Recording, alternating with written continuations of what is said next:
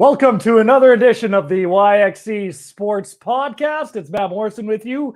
We are almost towards the end of January. Of course, for those watching live on the Wendell Clark's Classic Grill and Bar Facebook page, the YXE Sports Podcast Facebook page, and the No YXE YouTube channel, you will clearly see that we are not live at Wendell Clark's Classic Grill and Bar because I, Wray Morrison, am in quarantine. So before we get going on this, Matthew, great to see you. Great to be with everybody on the podcast that are listening, and great to be with everybody on the webcast that is watching. You got anything you want to throw out or add before we get going? Any thoughts? Any thoughts on? Well, first and foremost, I did come into close contact, what they're considering a close contact to a COVID case. So that's why I am in self-isolation, but not to worry. I received my COVID test and those results came back negative. So I'm all good there and have absolutely zero symptoms. Good. And let me start off by saying I have the utmost respect for everybody in our public health sector, in the hospitals, working the front lines, just the ultimate respect for those people. Yes, exactly. Especially, even under normal times. And then you throw in a pandemic into the mix and, it makes their jobs that much more difficult when it really doesn't need to be. But I'm frustrated, Wray Morrison. The 3 or 4 different things I've been told on what my next steps are in terms of this have all been different. So I'm a little perturbed at that situation. I was told one thing that said I didn't have to be in isolation. I told another thing that I did have to be in isolation.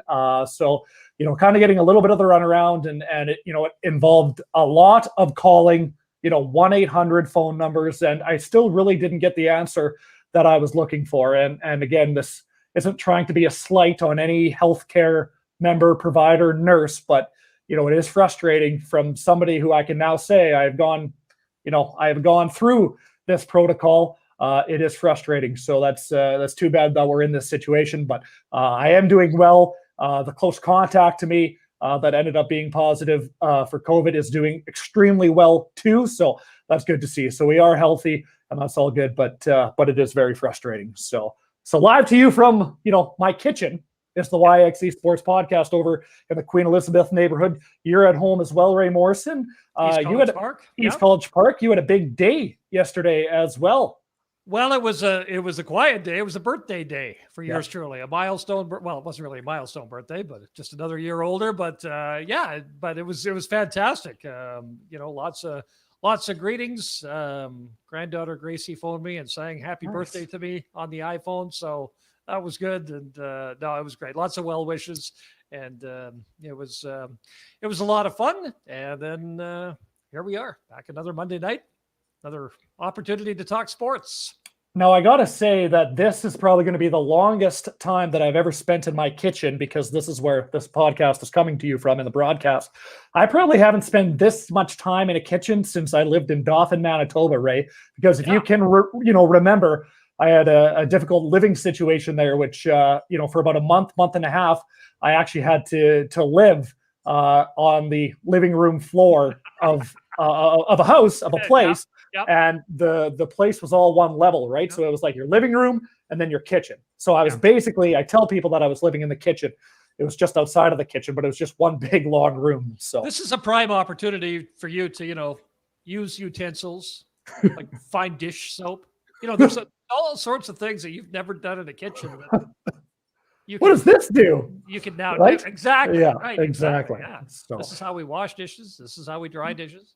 But I am doing good, so that's all good. And like I said, that's awesome. The positive case is doing extremely well too. So, but yeah, let's kick off with some sports talk. And I didn't really think that we were going to be talking CFL today, but it just came down the wire a few hours ago towards the late afternoon. The Edmonton football team is looking for a new head coach, as former head coach Scott Milanovic has taken a job as the quarterback's coach for the Indianapolis Colts. Now, what's interesting about this, Ray, is that Milanovic never ended up coaching a game for the Edmonton football team, and now they're already in the mood. Now they're already in the search for a new head coach. And who do we think that is going to be based on social media today? Chris Jones. So, Ian, I don't know if you have that first graphic up, but yeah, quite the stir that Chris Jones caused on Twitter today by holding a picture of the Grey Cup and basically suggesting, wouldn't this be fun to do again? Of course, he led Edmonton to the Grey Cup in 2015. So the opportunity is there, I suppose, with Milanovic gone. And so it could be a little bit of telegraphing from the former Saskatchewan Roughriders head coach and GM Chris Jones there that he might be on his way back to the Canadian Football League. His time in Cleveland was interesting. I just don't know if that turned out to be the position that he wanted to. You know, there's a lot of shuffling, and that Cleveland team, you know, Baker Mayfield has come around. They had a respectable playoff showing, but I'm just not sure that Chris Jones ended up kind of being in that coaching situation that he was hoping for in Cleveland. So if this tweet from Chris Jones is of any indication, he might be north of the 49th here if and when a 2021 football season starts in the CFL. Well, and that's the other thing too, and just to kind of spitball names, if it isn't Chris Jones that ends up being the head coach for the Edmonton football team, who else is it going to be, right? Who are some of the hotshot candidates that have an opportunity at getting a gig in the CFL, right? Whether they're former CFL players that are now position coaches or offensive coordinators, Yep. You know, somebody that's been around the game for an extremely long time that actually filled in as an interim head coach for the Saskatchewan Roughriders. What was that, 2015? Bob Dice, special teams coordinator for the Ottawa Red Blacks, right? You know, that's a guy that's been around the CFL for a long time, right? They might promote from within, but it was interesting because Milanovic spent 2019 with the Jacksonville Jaguars, right? So he never ended up, like we said, getting to coach a game for Edmonton because the 2020 season was lost, and now he's back in the NFL. But interesting to see that he's getting another NFL opportunity without coming back to the CFL to coach. Obviously, he coached the 2012 Toronto Argonauts to the Grey Cup, but those NFL teams must think the world of Scott Milanovic if he keeps getting these opportunities. Yep.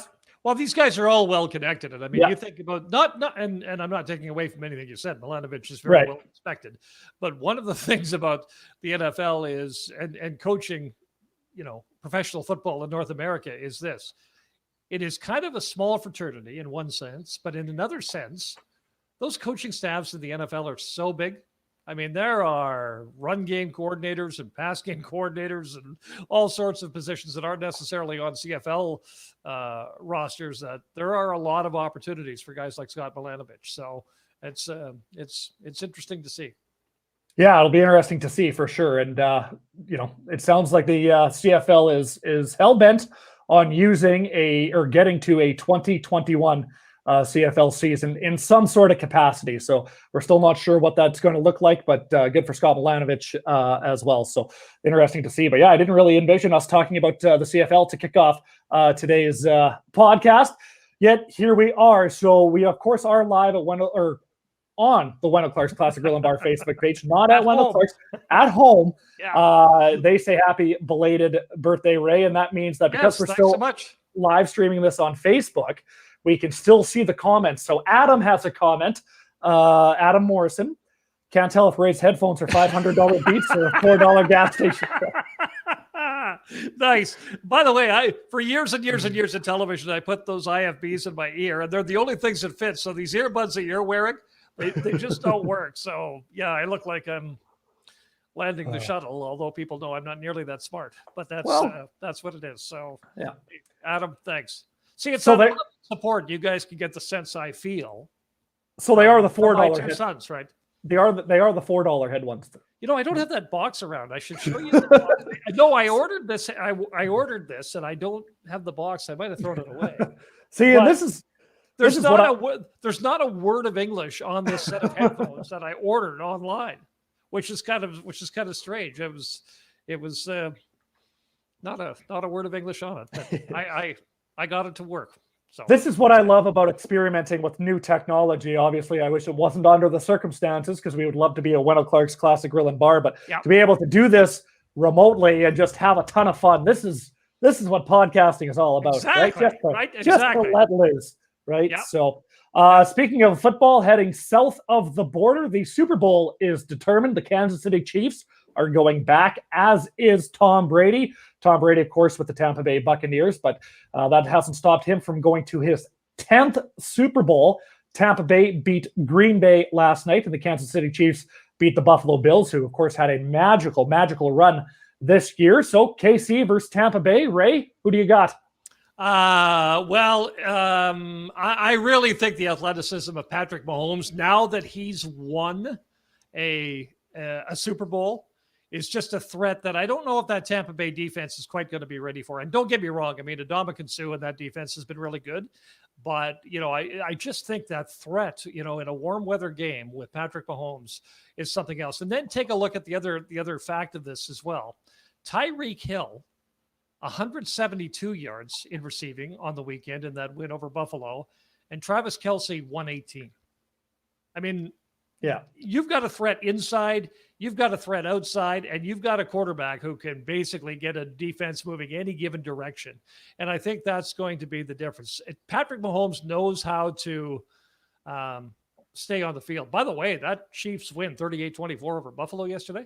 Man, that was a chippy game. That was this close to getting very nasty, I thought. So, but that was an interesting one. Buffalo, the first 9 points, they're up 9-0.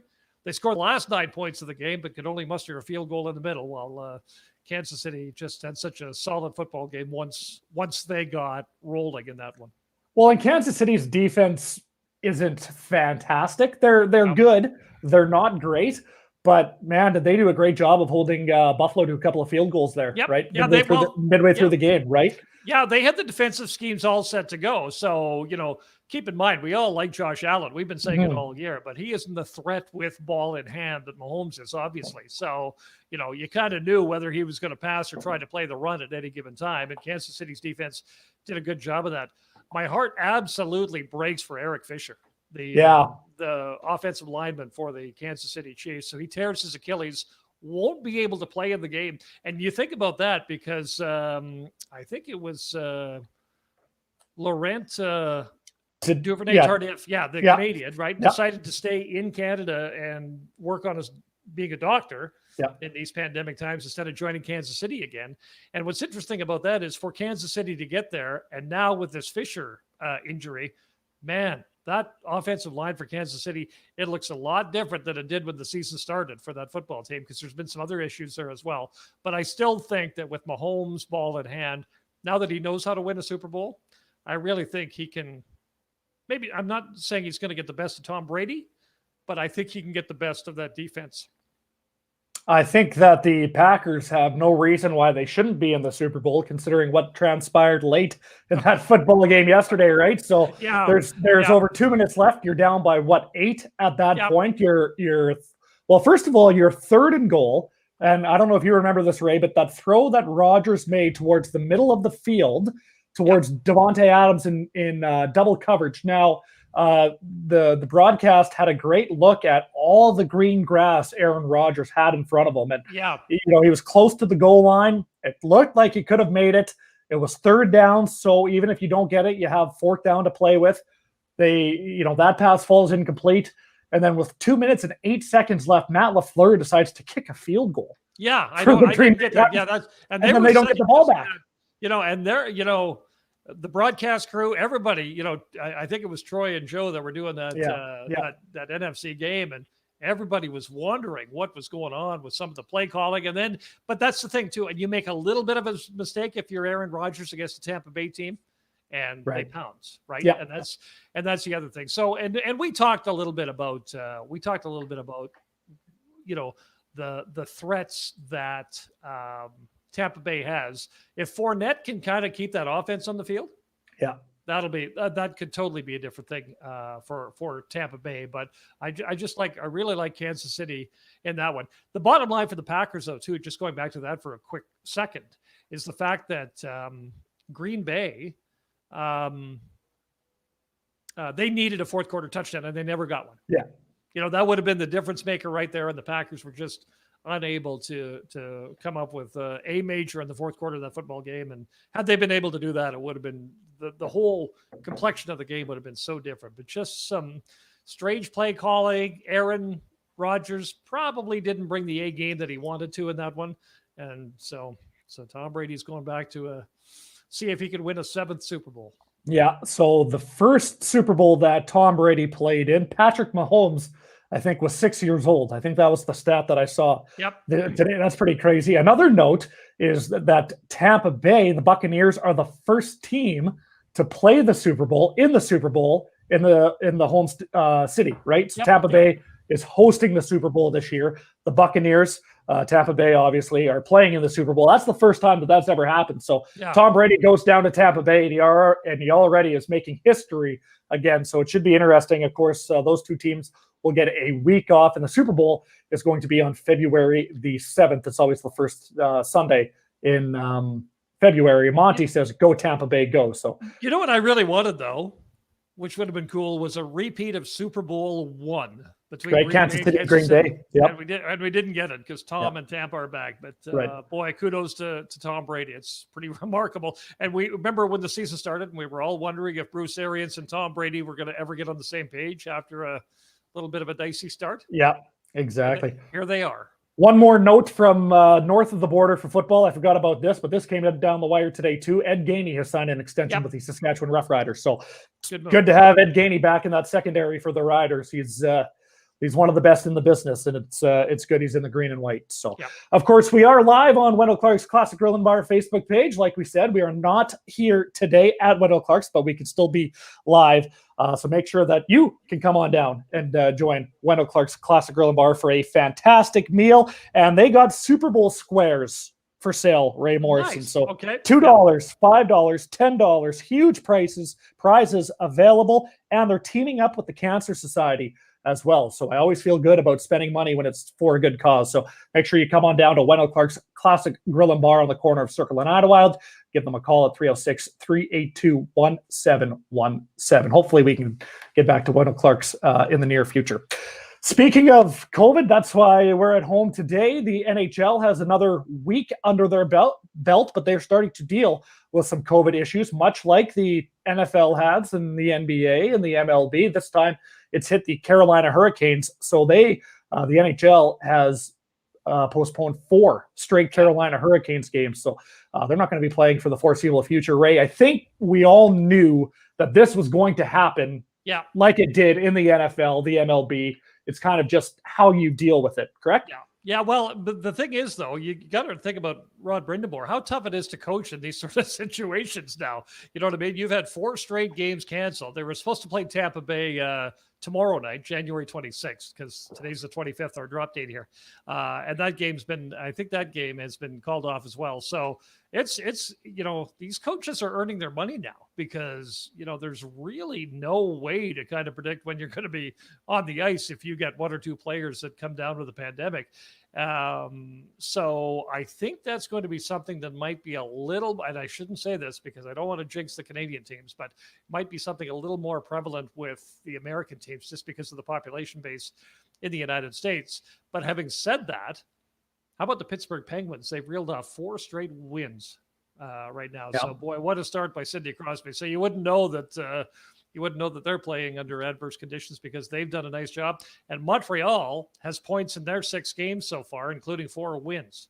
And we talked a little bit about last week, I think at Wendell's, we were talking about how Montreal's defense had to be a little bit nastier and meaner than previous years. And they seem to be getting that done. So they had an OT loss to Toronto, a shootout loss to Vancouver. But other than that, they've won every other game. So they seem to be moving along at a pretty good clip. Montreal and Toronto are at the top of the North Division for the NHL, right? And that's the way, that God intended it, is it not? Right? To have your Habs, my Leafs, 1 and 2. As long as the Canadians best you in the end, I'm good. Exactly. I'm fine with it. Yeah. Great. The Washington Capitals were fined $100,000 for breaking COVID protocols. All the Russian players, basically. Alexander Ovechkin, Evgeny Kuznetsov, Dmitry Orlov, all met in a hotel. So those 4 players broke protocol. And because of that, the NHL came down hard on the Capitals as an organization, which I like, right? Yep. Set the precedent. Everybody knows the rules. And TSN's Pierre Lebrun had a good point. You may not like the protocols and the rules. And, you may think that the NHL is out just to get you. But this is what the NHL and the NHLPA signed off on. If they didn't like it, they had an opportunity to opt out, right? Well, and they didn't. And it's like you say, Matt, everybody knew the rules going in. Yeah. Right. And that's so it's just that plain and simple. It's not, you can't even plead innocence with something like that. Right. So yeah, no, it's good. If you do watch TSN or Sportsnet or are a fan of the NHL in general, then it was hard to ignore the Patrik Laine Winnipeg Jets news. Of course, he was in trade discussions or in trade talks for the past little bit, as was Pierre-Luc Dubois from the Columbus Blue Jackets. So they decided to just essentially get traded for one another. So Pierre-Luc Dubois heads to the Winnipeg Jets. Patrik Laine, Jack Roslovic head to the Columbus Blue Jackets. Ray, it'll be interesting to see. Both of those guys wanted a change of scenery. I'm not sure that Winnipeg and Columbus were maybe at the top of their list, but you asked for a trade, you got one. So it'll be interesting to see how that plays out. Well, and you knew I mean, John Tortorella is one of those coaches too, where the camera's always on him. So when he had some very, very animated discussions with Pierre-Luc Dubois about what he was doing on the ice, that really added fuel to the fire. And it did kind of highlight the fact that a change of scenery for Pierre-Luc Dubois was going to be something that needed to kind of happen. And it did. So that's good. Yeah. Roslovic being the added player in that deal with Laine, I was a little bit surprised at, but Columbus native. Yeah. Columbus product. Right. But Laine on his own would have been a good acquisition, but so this is another new dynamic for a star, right? That's got to play under John Tortorella's system. There's no guarantee, it's going to work. I mean, I remember in Vancouver, there was some suggestions when John Tortorella got there that the Sedins were going to be expected to be blocking shots. Right? Not going to happen. Yeah. Some things just aren't going to happen, right? Yeah. And so you really wonder if a skilled player like Laine, if he's going to have to fit into the system, what he's asked to do, if he's held back in some way. It's going to be intriguing to watch. To see if Laine can develop some chemistry for sure. Right. Yeah. Mike Babcock made his debut as an analyst on NBC yesterday on Sunday during the Detroit Red Wings Chicago Blackhawks game. And hey, Liam McHugh and Keith Jones came right at him, addressed the controversies that kind of surrounded him for the past year. And credit to Mike Babcock. He answered those very respectfully and in my opinion, very truthfully. But I thought overall it was a good debut for Mike Babcock as an analyst. It was. So the story with Mike Babcock was, of course, when he was chatting with Mitch Marner, he asked Mitch Marner to kind of grade his teammates, was the report, right? Can you grade your teammates as to how you think you're playing? Well, in that situation, the player's only going to go out and tell veterans and rookies and young players like, hey, guys, the coach is asking me to stack me up against you, right? And so that dysfunction didn't work.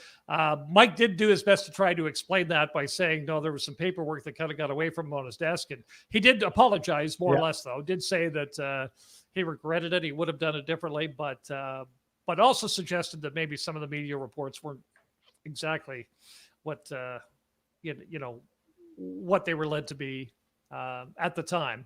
But he looks good. He'll be a nice addition for NBC. Yeah. We all know what the Toronto media is like. So we all know what the Toronto media is like. Yeah. Right? Well, but having said that, there are also players who will tell you that Mike Babcock can be very tough. Right. Maybe, Detroit players and for sure. And so it works both ways, right? And there are some that might suggest that Mike Babcock is not a coach in 2021. Right. And you have to be so mindful and respectful of the players in this day and age for sure. Monty asks, what about the WHL season? Are we going to see that in 2021? As far as we know, they're still going to go ahead with the February 24th start date. So, of course, there was some government funding that was announced last week. So, Monty, as far as we know, yes, there will be a WHL season in 2021. As it stands now. As it stands now, yes. Yeah. That's still the plan anyways. We haven't heard any differently. Moving on to Major League Baseball. Haven't really talked about that much recently because, quite frankly, there hasn't been much Major League Baseball news, but the Toronto Blue Jays caught a big fish in free agency. George Springer, center fielder from the Houston Astros, $150 million over 6 years. He's a 3-time All-Star, a World Series champion. You might want to put a little asterisk beside that because of the whole cheating thing. World Series MVP and a 2-time Silver Slugger. So despite maybe the controversy, if you will, around him, I think he's still a pretty good player and a pretty good acquisition if you're the Toronto Blue Jays or a fan of the Toronto Blue Jays. Well, and you brought it up to me earlier today, Matt. So does this mean that Rogers is going to keep digging deep? Right. If Atkins and Shapiro are going to spend the money, right? Yeah, why not? Right? That's going to be the question. And then, of course, the other question is, depending on when they get going this year, are the Toronto Blue Jays going to play south of the border like the Raptors are and like they did last season too? Because if they do that, then if you're management of the Toronto Blue Jays, you really have to take a look at your chances of, winning in those circumstances versus being at home at the Rogers Center. Yeah. But it is a sign to the fans, and it has to be an encouraging one for sure. And that's great news. So for Toronto, but you think of those star-studded lineups back in 2016 and 17 when they were going head-to-head with Texas in some of those big playoff matchups. This team isn't quite that deep yet, but some are wondering if many fans in Toronto and across the country are wondering if they are going to be able to bolster that signing that you just talked about today. Well, and that's the thing too, right? I mean, free agents see a guy like George Springer head to Toronto. Does that attract other big name free agents? You already have a great young core with Biggio and Bo Bichette and Vladdy Guerrero Jr., right? So you got this great young core that George Springer said, hey, this is also one of the reasons why I'm excited to play here, to come and play with this young group and we can kind of grow together and build a nice core, right? So it'll be interesting to see if the Springer deal attracts other big name, semi-big name acquisitions to the Toronto Blue Jays. But Atkins and Shapiro are spending the money that Rogers is letting them. So yeah, exactly. It'll come down to ownership to see how deep that payroll eventually gets for sure, because it's such a strange time economically for a lot of these big heavy hitters that all these Major League Baseball teams. Right. So it'll be interesting to see. Of course, the MLB is hopefully going to get underway. They were able to pull off a season last year, so we'll see what 2021 has in store for them. Before we wrap up today, Ray, just want to say condolences to you and the entire family and friends of Warren Woods, former Global Regina sports reporter, and then later with CJME and a guy that you knew quite well. Yeah, Warren Woods and I, we started at STV together back in 1987. Warren passed away at the age of 66 on Wednesday, went into the hospital in late November with the coronavirus and just could not survive it. There's Warren and myself at the last game at Taylor Field before they moved into the new Mosaic Stadium. He had an infectious laugh. He just loved to be around people. And of course, he would come up to Saskatoon. There we are at one of the early Rush games as well. So to lose Warren Woods, and I know I speak on behalf of many people across Saskatchewan, that was certainly tough news on Wednesday. Yesterday, I was given an invite by his daughter, Nicole, to a virtual visitation, which was so nice. It was just great. On my birthday, believe it or not, to sit around, it was the greatest gift I could have, was to hear an hour and a half worth of stories about Warren Woods. So that was very nice. Warren loved sports, and he also loved music. Warren and I frequented the country music jamboree in Craven on more than one occasion, and I'm just going to leave you with a couple of lines from the great country song. I'm going to sit right here and have a beer till we meet again. So long, my friend.